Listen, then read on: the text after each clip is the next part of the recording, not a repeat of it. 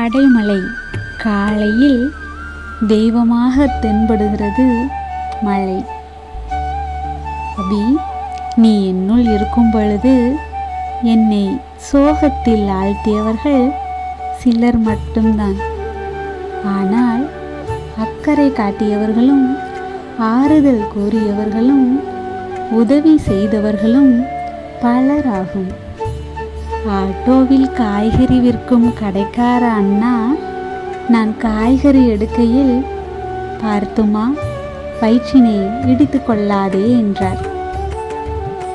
ரவி அண்ணா, எந்த உதவி வேண்டுமானாலும் கூப்பிடு, என்னுடைய கார் வீட்டிலேயே நிற்கிறது, உனக்காக அண்ணன் நான் எப்பொழுதும் உடன் நிற்பேன் என்கிறார்.